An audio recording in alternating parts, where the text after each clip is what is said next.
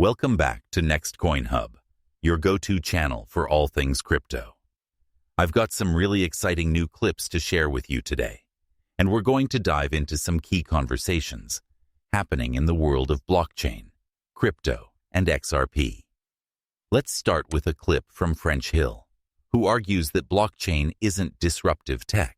It's the natural next step in the evolution of the financial system.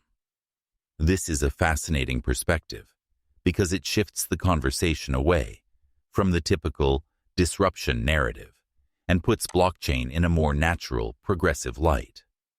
Hill emphasizes that, in his view, blockchain is more like the transition from VHS to streaming, which, for those who might not remember, is a huge leap forward in how we consume media and information.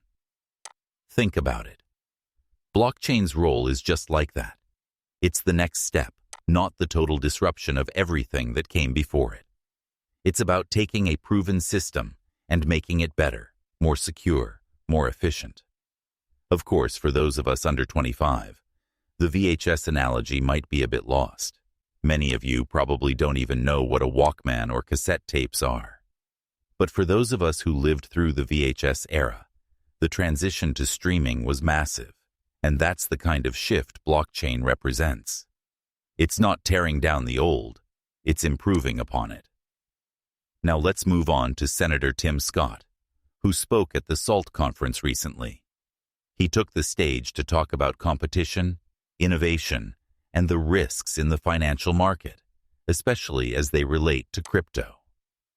His main message was that competition is a good thing, but it can't happen when monopolies lock the door and stop others from entering the game. Scott highlights how the financial system as it stands is often manipulated by forces that prevent new players from having a chance to compete. But competition is essential. It's the very foundation of a free market system. And in order for new technologies like blockchain to thrive, we need to innovate before we regulate. This is something Tim Scott strongly believes in. He's said it multiple times. Innovate before you regulate. It's about allowing new ideas and technologies to grow and mature naturally, without the heavy hand of regulation stifling their potential too early. If you give innovation time to develop, only then can it grow from crawling to walking and eventually to running. But for that to happen, we need an environment that encourages risk-taking and investment. We need to empower people to take calculated risks, fail, and then try again.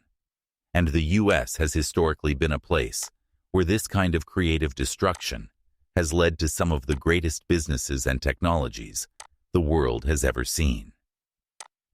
After that, we move on to the topic of regulation and the SEC's evolving stance on crypto. In the past, when crypto companies went to the SEC for guidance, they often faced threats of legal action. But today, we're seeing a major shift. Regulators are actually listening to the crypto space, engaging thoughtfully, and providing constructive feedback. This is a monumental change from the days when the NEC would issue Wells notices to companies that asked for guidance. Now, under Gary Gensler and the current administration, regulators seem far more receptive, which is critical for the growth of the crypto industry. Getting regulators on your side is crucial if you're building a business or financial infrastructure in the blockchain space, and it's encouraging to see such a positive change happening at the SEC.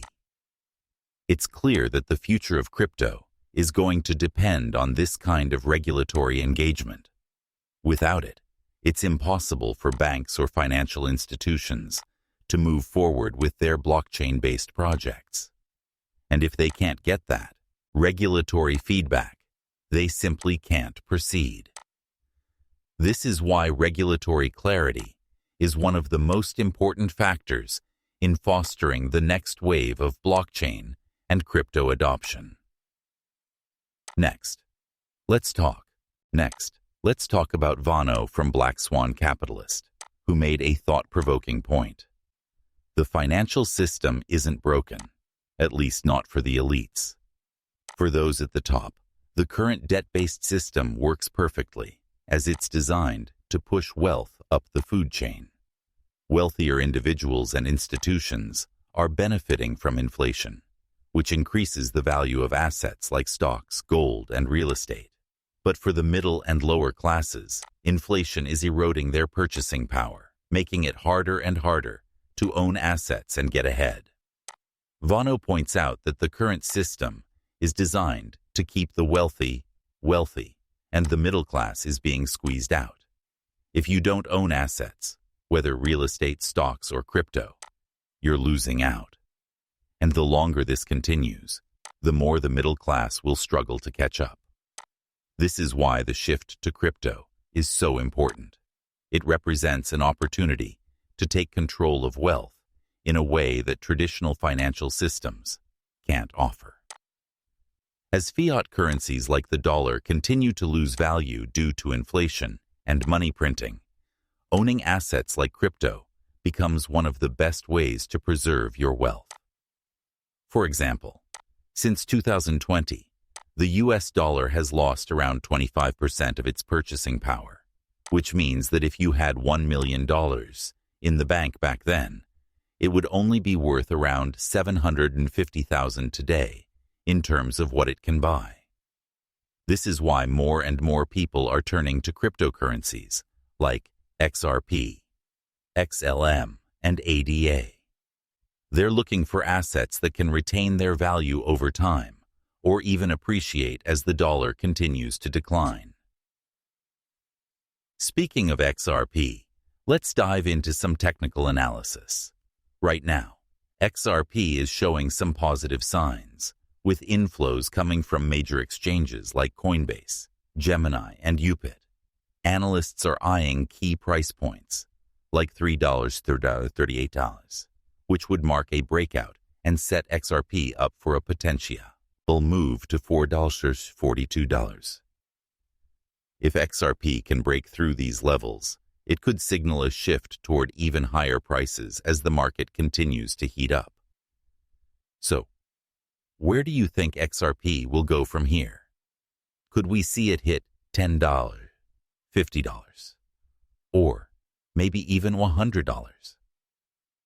As we get closer to ETF approvals and other major milestones, it's clear that the potential for XRP to see significant growth is very real.